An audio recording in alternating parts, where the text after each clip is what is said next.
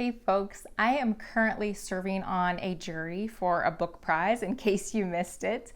And serving on this jury is requiring me to read a large number of books in a relatively short period of time. And not just read a lot of books quickly, but also read them with the thoughtful consideration that I believe each book deserves. So it works out to about one book every 3 days, which I know for a lot of you, that is not a fast reading pace. That's your normal reading pace, or maybe even a little bit slower than your normal reading pace. But for me, that's a lot faster than I usually read. So I knew that at some point I would start to feel the impact of that reading pace. I knew going into reading for the prize, that at some point I would be hitting some sort of slump. I knew I would reach a point where the pace would really get to me, but I would have no choice but to keep reading. Luckily, just as I was about to start reading for the prize, way back in July, I came across a concept that is completely unrelated to reading, to literature, to books, but that sparked something for me. And I saw that concept and thought, I might be able to steal this to help me get out of the inevitable reading slump when that time comes.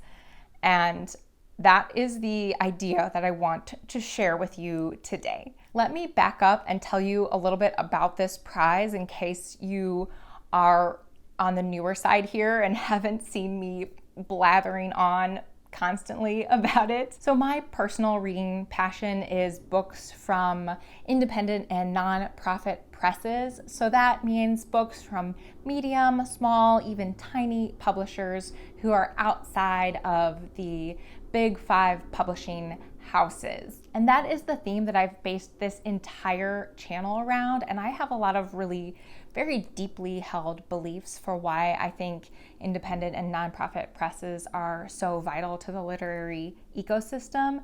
And I'm thinking through a video on that topic that I want to share with you all soon. So stay tuned for that. But early on in the life of my young channel, I encountered the Republic of Consciousness Prize, which actually started in the UK, but then in 2022, Laurie Feathers founded the United States and Canada branch of the prize. And the Republic of Consciousness Prize is a literary prize that is completely dedicated to small publishers who focus on works of fiction of high literary merit. And that is right up my alley. And so I was kindly invited to join the jury for this year's prize and immediately felt completely out of my depth. I am not a widely published author. I don't own a bookstore. I don't have a literature degree. I'm just a big fan. And so I did what I always do when I feel very much out of my depth. I planned a lot. I made rubrics, I made timelines, I made all sorts of structures for myself to make sure I was feeling like I was being a successful, thoughtful jury member. And the jury is still out on whether or not that has happened because we're only like halfway through the process. But I wanted to make sure that I set myself up to be a good citizen of the jury. One of the things that was like top of mind for me going into this before I even started reading was knowing that I would reach a point where the pace would get to me and that I would feel overwhelmed by the amount of reading to do. And I wanted to make sure I had some sort of tool in place to get through that, and to get through that, let's call it a slump, to get through that slump, because the books that come after that point are just as worthy of attention as the books that came before that. It is really just down to a matter of, when they arrived in the mail. So I wanted to make sure that I was in a good state to give the best of my attention to every single book on the list. So one of the things I knew I had to plan for was the inevitable reading slump, and my friends, the slump has arrived. I every night I just want to fall asleep instead of read. Every morning I've been sleeping in and then have been feeling like I have to rush through the pages that I'm supposed to get through that morning. I've been gazing longingly at my shelves behind me at all of the books that I don't have time to read right now. I see you, Ducks Newburyport. I know I was going to read you this summer. And so it is time for me to pull my little trick out of my hat. If you are a hiker, you might recognize this term. It's time for a 0 day. And guess where I learned the concept of a 0 day? You're gonna laugh because I got the concept of a 0 day from the title of a book. Not just any book, it was a book published by a university press. So I was compiling my newsletter for books published in July, this past summer, and I'll leave information about my newsletter below. But I came across a book published by Livingston Press, which is through the University of Alabama, and the book is called 0 Day Blue Jay, and it's by Jeffery Markovitz, and I'll leave a link for it below in case you're interested. I'm pretty sure it's short stories. So I'm going to read you the description of what a 0 day is from the publisher's website. A 0 day, in backpacking terms, is a day where the hiker does not complete any miles of their trek. For reasons of rest, weather, or unforeseeable hindrances, the hiker will forego the heavy mileage and heavy pack for a shelter, tent, lodging, or bar. They are days of stillness amidst a journey of movement. They are days for reading that sometimes has an awful squawk, but sometimes has blue feathers. And so I read that this summer as I was waiting for the first book, the first nominated book to arrive on my doorstep. I read that little blurb about this book and about a 0 day, and it just was like a lightning bolt. I thought, oh, that's what I've been looking for. That's exactly what I need. I'm gonna need to plan for a 0 day. That's gonna be a key tactic on my own journey, a key tactic to avoid burnout, because I can't afford burnout, nor do I want to subject any of the amazing books nominated for the prize to my burnout. I'm categorizing this video as one of my dog ears. It's something I mentioned in a video earlier, a couple months back. Nothing sparks my imagination related to books when I encounter an idea outside of the book world, outside of reading, outside of literature, that I can see applying to my reading life. Like, nothing excites me more than that. So like this 0 day that hikers use, it just thrilled me to think like, oh, I can use that in my world. I come across these ideas all the time, and when I encounter them, I dog ear them, and I'm saving them up. I have a lot of them, actually. I'm saving them up so I can eventually share them with you. So this dog-eared concept is the idea of a 0 day. I'm actually going to do it with you. I'm going to bring you along on the journey of my 0 day. We're going to do 2 0 days, actually. We're going to have the first one tomorrow and then the following day, because I think I need 2. So I can't wait to bring you along. Good morning. I slept in just a little bit today. I did not read a wink. I'm a little bit nervous about falling behind, and I know I'm going to have to read a little bit extra each day going forward to make up for these lost few days, but that was intentional. That was the purpose, that I'll have a better experience overall reading through all of the nominations if I take this little break for myself here for a couple days. So hopefully that will work as intended. We will see.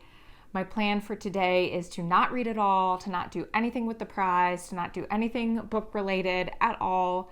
The plan for tomorrow is slightly different. I will be doing a little bit of things related to the prize, not reading itself, but prize related. We'll get to that when we get there, but today the plan is to rest, to not read at all. I was doing a little digging into what a 0 day is from a hiker's perspective, and generally it's it's most often seen, or I saw it most often referenced for through hikers, like people who are doing those many month long hikes, trail end to end hikes of long trails, like the Appalachian Trail, I think, is one of them, and there's one on the West Coast too.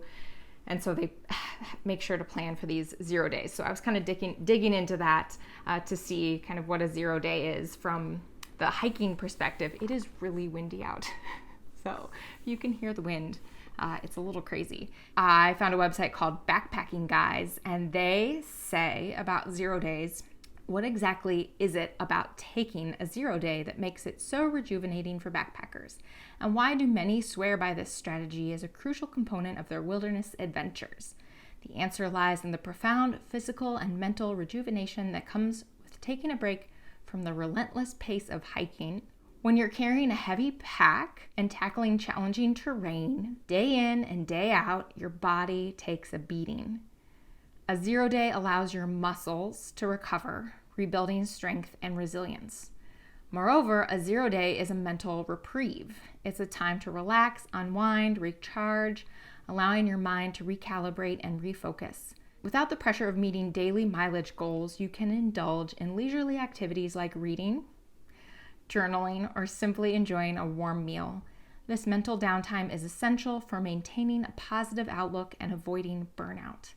By incorporating 0 days into your itinerary, you'll return to the trail refreshed, revitalized, and ready to tackle the challenges that lie ahead. So reading that, I thought it was a lot of fun, and I could see how well it would apply to this project of reading a big stack of books, but it has me a little worried because while I'm not reading today, I'm not sure that any day in my life will qualify as a mental reprieve. I'm a little worried because it's not like I'm resting today. It's not like I have a day to rest. I have to work, I have to cook, I have to parent, I have to do all the things, and it's overwhelming as usual. And so I'm not exactly sure I'm doing the experiment in the way that will get the best results from the experiment. So we will see if just taking a break from reading itself will get me excited to dive back into the remaining books. But again, we will see. We will see. All we can do is try. And so that's what we're going to do. And meanwhile, since I can't read, I think I'll show you around. I'll show you some of our Halloween decorations because I think maybe you'll find that fun. Yeah. So let's check it out.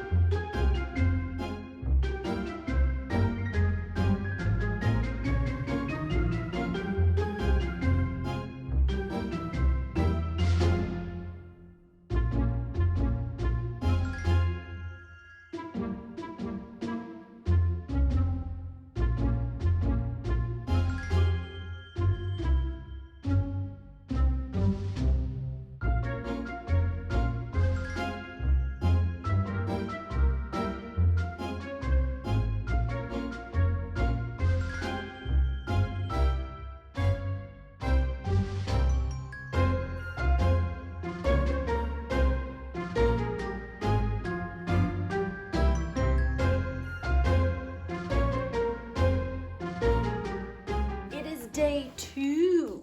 Yesterday went as planned. I didn't read a thing.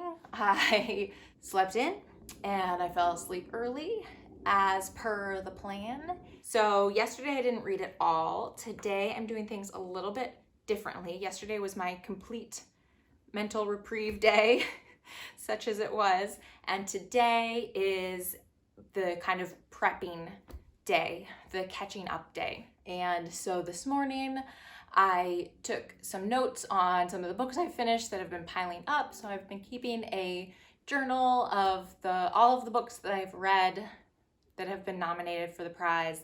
I've been writing a little bit of a summary, my thoughts on each book, and then some fun.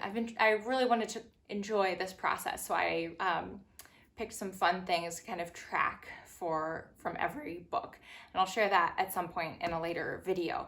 But I did some catching up early this morning, instead of reading.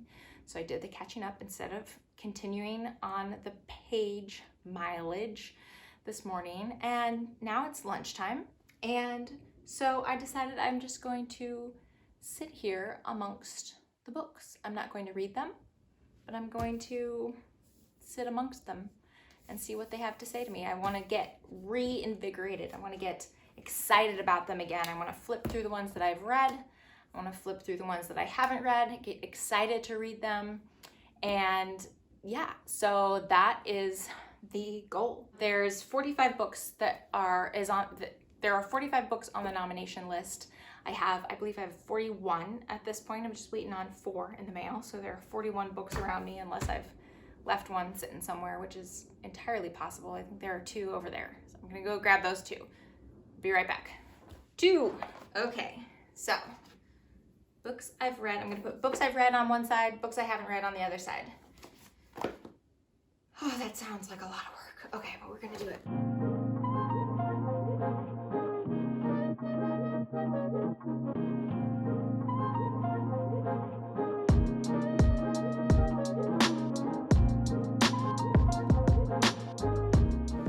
I have actually read way more than half. I haven't filmed videos on more than half. I've filmed videos on about half. But this is my read pile and this is my unread pile. So that in and of itself is like encouragement to carry on. And then these are all the beautiful books I've read already. Oh my God. There was dust in that.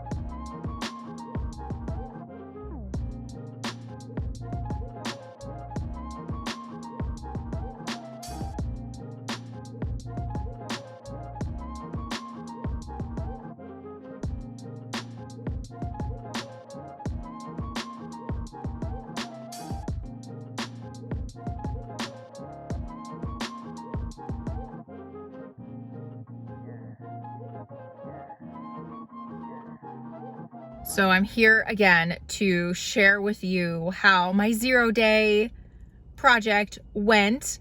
it is a couple days. It's actually a full day has occurred since I finished my 2 0 days. I got my COVID and flu shot on the evening of my second 0 day, and I thought I was going to be fine. But yesterday I was a complete mess, like a complete mess. So it's been a day since my second 0 day. And how did it go? I think it was a success. I was so happy to dive back into my stack of books for the prize.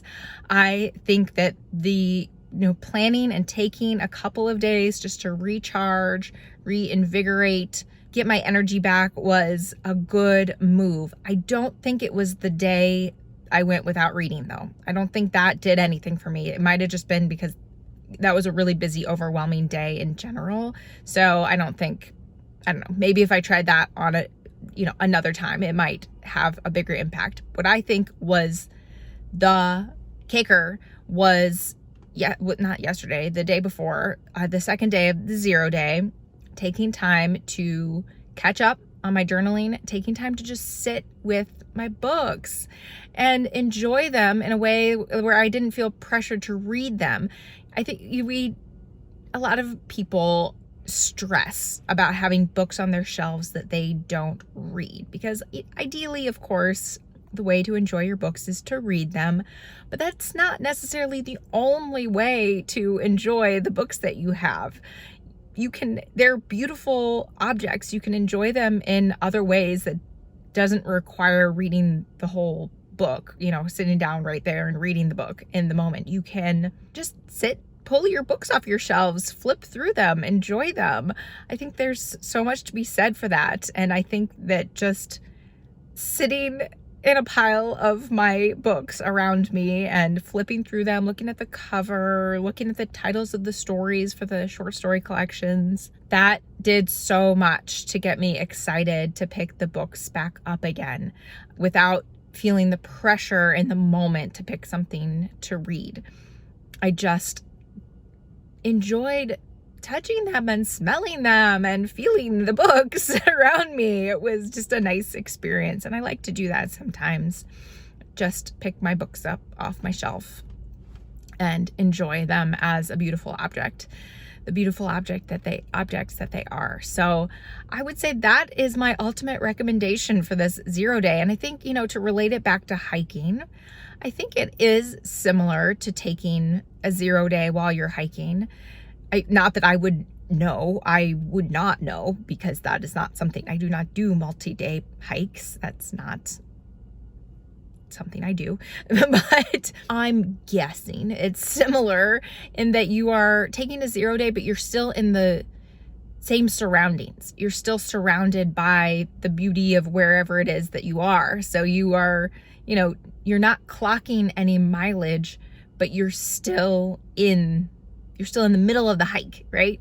So you're still in the surroundings. So taking that 0 day, I wasn't clocking any page mileage, but I was still amongst my books. I still did my journaling in the morning, which was really wonderful to catch up on that. And then I just sat with them during lunch, and that was so nice. I like it. I like this 0 day concept. And I think, I guess the remaining question is, will I need another one before this reading project ends? And I would say probably. I probably won't do a no reading day again.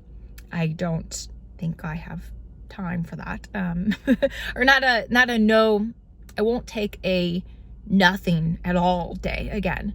I think what I'll probably end up doing is taking a day to catch up on the journaling, which I'm going to need to do because I'm still behind. I didn't get through all the books. So I'm really excited to share that with you, because I'm doing some tracking of what I think are fun things in the books that I think I'm going to do going forward for everything I read going forward. And I'm excited to share that with you. So the one example I've already shared, I think somewhere, maybe on Instagram, is that I'm writing down the first sentence of every book and then from the nominees. And I'm not writing what book they're from. I'm just writing the first sentence down in one section of my journal. And it's so fun to flip back through and see if I remember exactly what book that's from, which I usually have been able to do. And I think that's something I want to do forever. I just want to keep a reading journal where I'm just writing down the first sentence. I think first sentences are awesome. I love a first sentence. I love reading. I love a good first sentence. I think it's such a powerful thing to think about in a work of fiction, especially. So maybe I'll start tracking the last sentences of books I read too. And I am so curious if you think this is the kind of thing you will do to help get yourself through a reading slump. I do have to say, I have never used the word reading slump for myself ever before this. I use it now because I'm now on the internet and talking about books on the internet, and it's just a term that is common. Reading slump is a common term amongst bookish internet peoples. But I have never actually thought to myself, oh, I'm in a reading slump right now. I've never, ever had that thought before. And so when I only called it that really because it's an understood term. I only called it that for this video because it's an understood term across the bookish internet. I don't like to label things like that. I think it's framing something that is just a natural part of your seasons that you live through in a negative way. Slump has negative connotations. Like, why? Okay, maybe you're not reading as much, for a period of time. Why do you need to call it a slump? That just puts negative. It's not a negative thing. That just frames it in a negative way. And I try to avoid that whenever possible. I learned that from work, actually. A friend and coworker once, I had signed an email to a donor, something like, oh God, what did I say? Please don't hesitate to contact me. And one of my friends was like, I think that was the phrase I used. Please don't hesitate to contact me if you need anything. And she was like, well, the don't in there kind of is a negative feeling. Like don't hesitate. Like, I don't know if that's the phrase I used, but it just puts a negative spin on something that you could say in a more positive way, like, please feel free to contact me. And that just sounds better. And so ever since, I always think about framing things, the words we use, and whether they are framing a situation in a negative way or a positive way. And so I think just calling something a reading slump is setting yourself up for feeling bad. Let's call it a 0 day. Is zero a negative word? I don't know. What do we think? Maybe that's bad too. But just say I'm taking a couple 0 days. Okay, taking a couple of 0 reading days. I'm not clocking any pages, but I'm taking time to recharge, re-energize. I don't know. What do you think? Let me know. The experiment was a success. That's what matters. That's what matters, is I am excited to dive back into my books. This was a big success. I feel so much better after my darn COVID and flu shot. I am feeling like I can tackle the rest of these books, knowing I am recharged, I am vaccinated, and I'm ready to go. I was going to do a movement with my hand, but I'm holding my phone with both hands on my steering wheel. Anyway, thank you so much for joining me through this process. My name is Sarah. I'll talk to you next time. I keep wanting to move my hands to wave to you, but my phone will fall down. Okay, here we go. Okay, oh, don't fall. Okay, I'll talk to you next time. Bye.